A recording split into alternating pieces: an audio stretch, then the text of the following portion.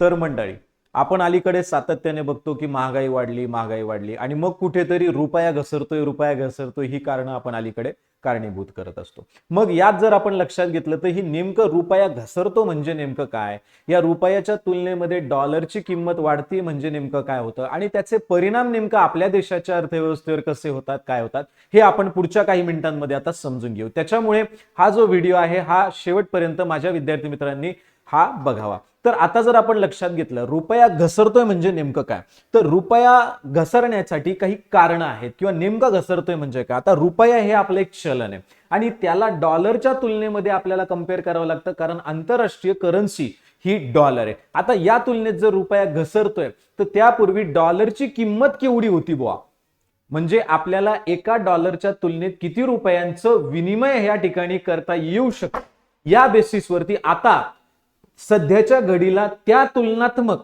आपण परत एकदा तेवढं विनिमय करू शकतो का, तर ह्याची जी तफावत असते ही दिवसेंदिवस वाढत चालल्याने त्या सेवा आणि वस्तूंच्या विनिमयाच्या दरम्यान मग त्याला आपण म्हणू शकतो की रुपया हा घसरतोय आणि डॉलर हा वाढतोय. म्हणजे नेमकं काय, तर एक रुपयामध्ये, म्हणजे या ठिकाणी थोडंसं मी सोपं करून दाखवलंय. पूर्वी एका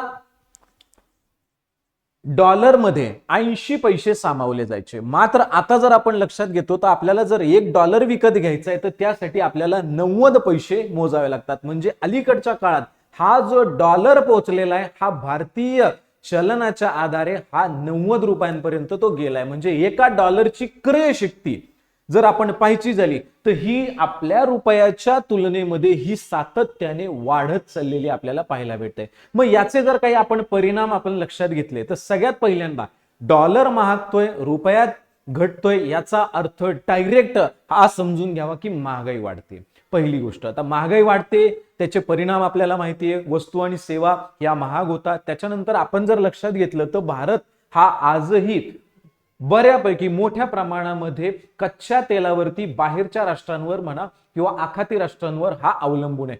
त्या हिशोबाने मग भारत हा इथं पेट्रोल, डिझेल, इलेक्ट्रॉनिक्स वस्तू जर वाढायला लागल्या तर भारत ऑटोमॅटिकली काय करतो, तर आयात याची मोठ्या प्रमाणात वाढवतोय, म्हणजे पैसे जास्त मोजतोय त्यासाठी, आणि मात्र आपल्याला जे प्राप्त किंमत आहे ती मात्र घटते.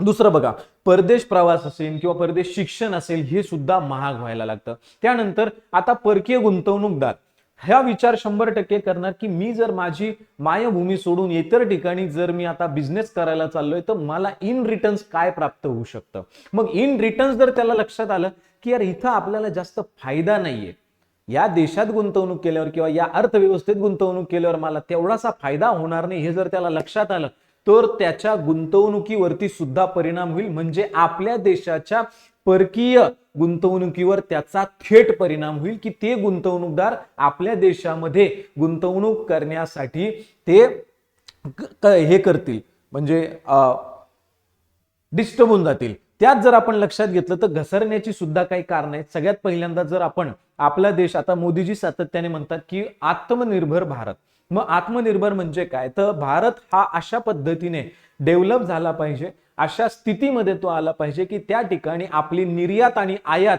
ह्याच्यामध्ये समतोल निर्माण झाला पाहिजे. पण सध्याच्या परिस्थितीत जर आपण पाहिलं तर आपली आयात ही मोठ्या प्रमाणावरती आहे, मात्र निर्यात ही तुलनात्मक याच्या मूल्यांकनाद्वारे जर पाहिली तर ही तेवढीशी जास्त नाहीये. त्यानंतर जागतिक आर्थिक परिस्थिती, आता ह्याच्या मागे भरपूर कारणं असतात, जसं की युद्ध परिस्थिती आहे, त्याच्यानंतर एखाद्या विकसित देशाची ही जी शासन करते असतात किंवा सत्ता आहे त्याच्या मार्फत जर काही चुकीचे निर्णय घेतले गेले तर त्याचा सुद्धा परिणाम ह्या परिस्थितीवर होतो. त्याच्यानंतर आपल्या रिझर्व्ह बँक ऑफ इंडिया जी आपली मध्यवर्ती बँक आहे त्याचे सुद्धा धोरणं काय आहेत बुवा, तर हे सुद्धा याच्यावरती परिणामकारक ठरतात. आणि मग आपण म्हणतो की ह्या सगळ्या गोष्टींचा या रुपयावरती सुद्धा फरक पडतोय आपल्या देशाच्या महागाईवर. इथे मी एक चार्ट दिलेला आहे, अशा पद्धतीने ही किंमत जी आहे ही डॉलरची किंमत वाढलेली आणि रुपयाची किंमत ही कमी झालेली आहे. एकदा बघून घ्या.